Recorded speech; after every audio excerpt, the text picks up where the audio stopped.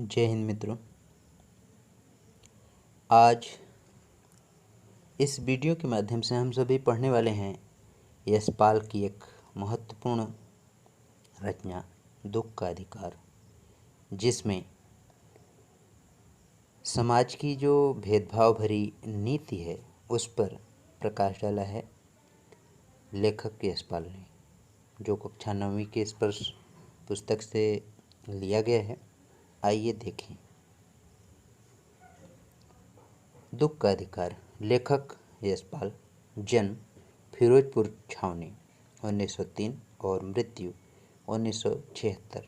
प्रमुख कृतियाँ: देशद्रोही, party comrade, दादा कामरेड, झूठा सच, तेरी मेरी उसकी बात, ज्ञानदान, तर्क का तूफान, उत्तराधिकारी।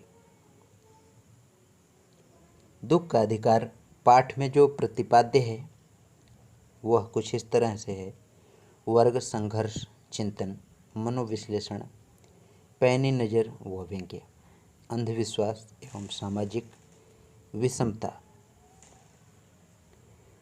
दुख मनाने का ढंग एवं कारण इस पाठ में स्पष्ट दिखाई दिया है।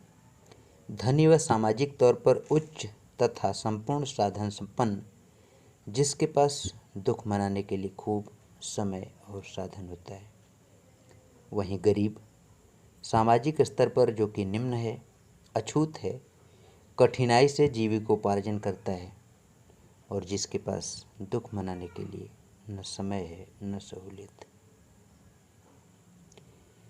पाठ का सार कुछ इस तरह है।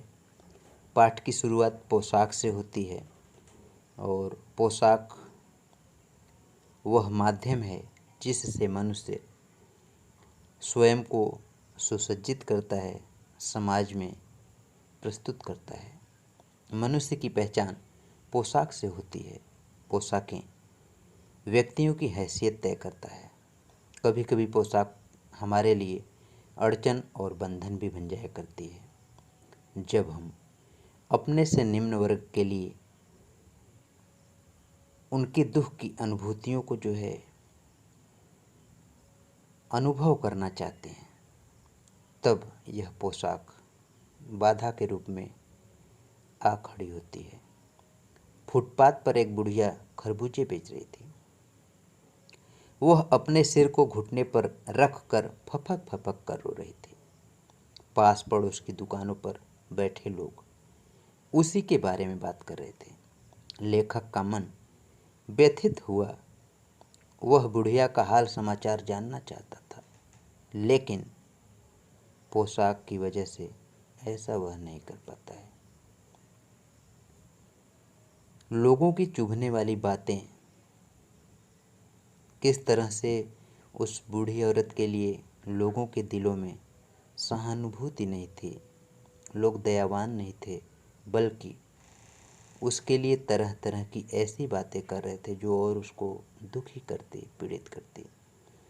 जब बुढ़िया के बारे में लोग तरह तरह की बातें कर रहे थे, उसके बेटे को मरे हुए पूरा दिन नहीं बीता, और यह बेहया जो है दुकान लगा कर बैठी थी।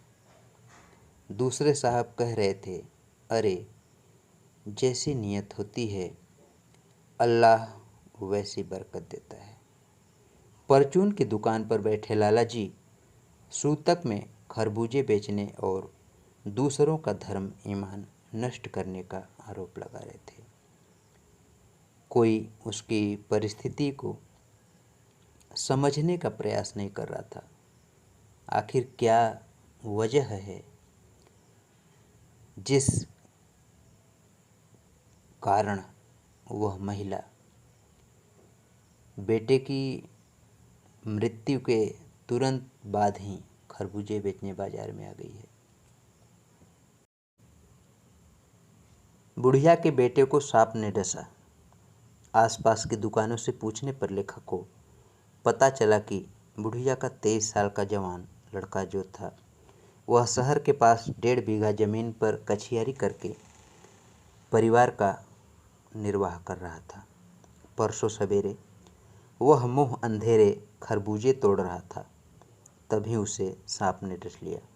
कहने का आशय यह है कि वह सुबह थोड़ा अंधेरे में ही उठा और बाजार समय से पहुंच जाए इसके प्रयास में वह जल्दी जल्दी खेत में गया और वहाँ मेड़ की तरावट में सो रहे सांप पर उसकी पैर जो है पड़ती है और सांप उसको डस लेता है। भगवाना के परिवार की दशा, इस पाठ में इस विषय में भी प्रकाश डाला गया है। भगवानों को जो है सांप ने काट लिया। बुढ़िया माँ जो है ओझा को बुला लाती है, झाड़ फूक होता है, नाग देवता की पूजा भी की गई। दान दक्षिणा में घर का आटा और अनाज भी चला गया। इधर बुढ़िया के बेटे भगवाना का शरीर सांप के विष से काला पड़ चुका था। उसके कफन के इंतजाम करने में बुढ़िया की हाथों का छन्ना और ककनी, जो कि चांदी का होता था पहले, जिसको जो है विपत्ति के समय में बेच करके उससे सहयोग ले पाते थे लोग, भगवाना की मौत के बाद उसे कोई पैसे उधार क्यों देता, क्योंकि परिवार में जो कमाने वाला भगवाना था वह तो मर चुका था। मार्मिक पक्ष इस पाठ में एक दिया हुआ है। जिंदा आदमी नंगा भी रह सकता है, मुर्दे को नंगा कैसे विदा करें, ऐसा लेखक यशपाल ने लिखा है। पाठ में यशपाल ने लिखा है, जो व्यक्ति जीवित है वह नंगा भी रह सकता है, अर्थात उसके लिए लोग उदासीन रहते हैं, उसकी दशा और दिशा पर किसी का ध्यान नहीं जाता है। लेकिन मुर्दे व्यक्ति की अंतिम यात्रा में लोगों का हुजूम देखा जाता है, साथ ही उसके लिए कफन देने वालों की भी कमी नहीं होती है।